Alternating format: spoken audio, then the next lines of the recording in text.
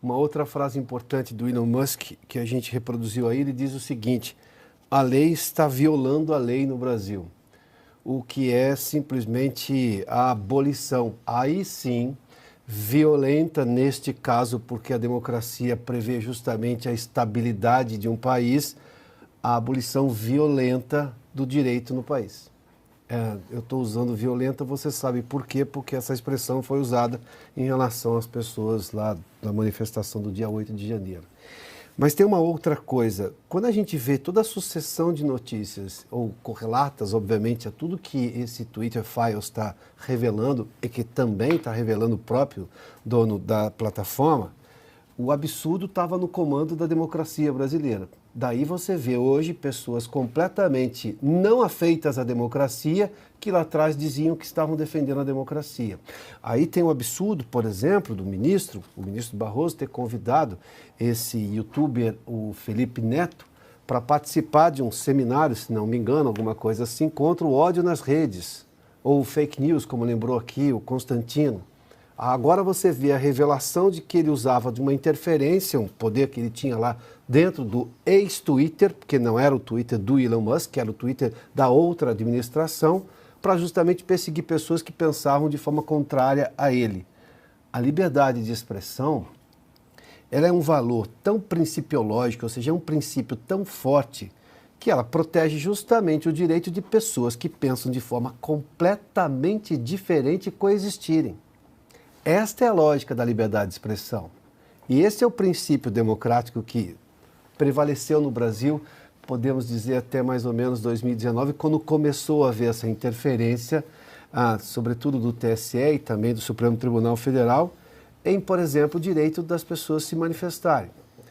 Nós temos no Brasil, é uma coisa que a gente está denunciando há tempos, mas agora o mundo está entendendo, jornalistas calados. Tá aí, o Constantino é um exemplo entre nós.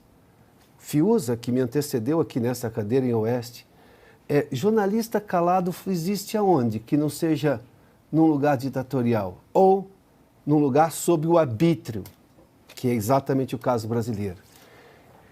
Ou seja, o Brasil hoje não é o Brasil da semana passada, é uma conversa aqui que eu vou revelar, estávamos tendo antes de começar o programa, o Silvio está aqui ao meu lado, ele vai explanar um pouco mais. É muito diferente, e é muito diferente para melhor, em que pese o fato de que ainda precisamos avançar muito. Não recuperamos a normalidade institucional, mas o que se percebe claramente é que aumentou de forma exponencial esse avanço de recuperar justamente a normalidade institucional, constitucional e sim a lógica democrática brasileira. E com fatos. Os fatos são as provas cabais de que tudo estava muito errado, indo para o pior no caso brasileiro. Agora nós temos sim coisas importantes. Essa frase que daqui a pouco a gente vai trazer aqui do ministro Barroso, dizendo, por exemplo, aqui, o caso envolvendo as críticas de Elon Musk ao Supremo Tribunal Federal está encerrado, é uma tentativa muito clara aqui de simplesmente vamos conversar sobre o assunto.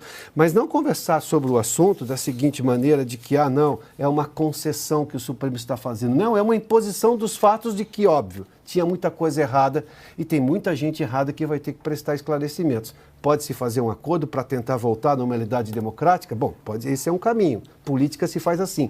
O Supremo se tornou um órgão tão político, e essa frase do Augusto que está aqui ao meu lado, que o ministro do Supremo tem que dar uma declaração política. Isso é uma declaração política, não é uma declaração de presidente de corte. Está encerrado. Não, o juiz sentencia e acabou. Não, não é uma sentença aqui. Aqui é um aceno. É um aceno por imposição dos fatos. Não é uma concessão da maior autoridade do judiciário brasileiro.